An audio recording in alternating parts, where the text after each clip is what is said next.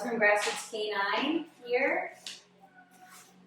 And I have Sawyer with me, a good boy. We are going to introduce the e-collar as our motivator with our place command. So Sawyer has previously learned how to mark, break. Sawyer, sit. Good.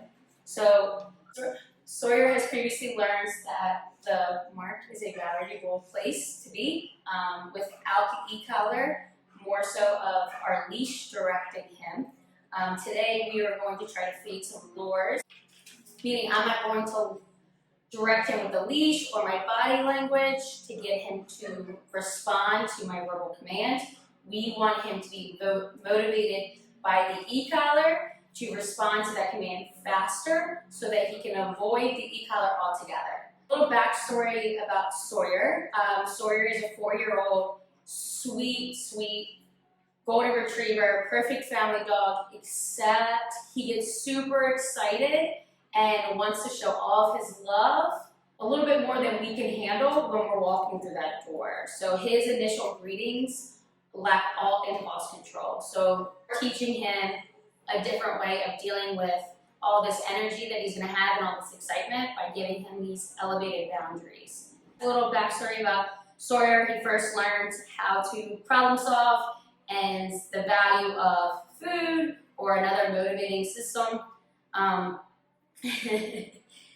ultimately, he's doing a really good job. It took a couple days, but he's doing really well. So, white, flash red, hopefully you can see it. There's going to be stim applying to the receiver that he receives on, or that he's wearing.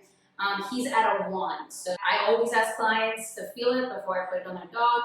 Usually clients don't feel it until like 10 to 15, some even 20. So remember, this is at a 1 and it goes up to 100. So I'm going to stand fairly close because he's going to get the context of, I'm going to ask him to go to the mark. He gets up, stim is released immediately. I'm going to release him, break, and pay him. So I'll apply the stim first. Then if he needs a little bit of help, then I'll use the leash as a directional. Because the stim, the e-collar is not a directional just yet. We eventually want it to be. We eventually want him to understand that this is pushed when he hears that command. It's just like a leash is pulling him to that place command or pulling him into a sit or a down. Break. Good boy. So I say this to my clients all the time. Mark the behavior, then reach into your pocket. And I'm breaking my own rules. Sawyer, mark. Hold down, stim. It's feeling conflicted. The reward's going away. I'm feeling the stim. Break. Try it again. Sawyer, mark. Good. And I'll pay him right away. Sawyer, mark. Break. Sawyer, mark.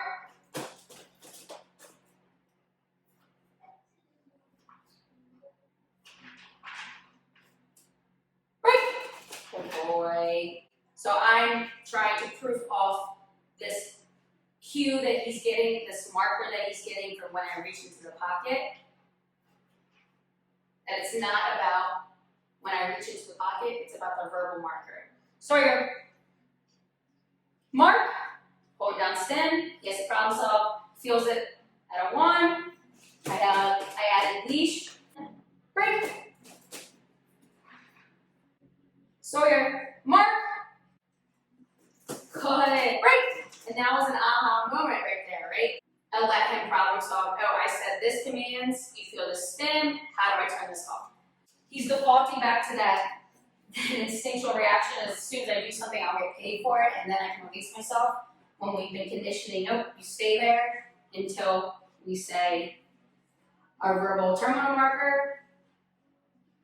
And we build duration of that behavior by just delaying the terminal marker, aka the reward. Break. End goal is to be able to send him to the mark when somebody comes to the door. So I'm trying to build distance away from the mark and being able to send him to it. break. So make sure he's not getting into this autopilot. I'm gonna ask him to sit. Sawyer, sit. Go ahead, break. Make sure that he's not just thinking every time I talk, I'm gonna just go to the mark. Sawyer, sit. Good. Sawyer, mark. Good. Break.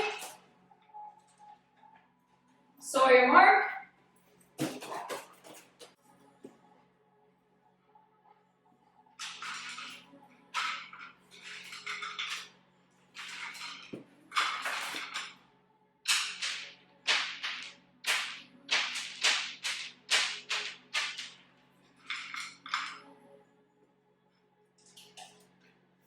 Had a little bit of distractions there. Break.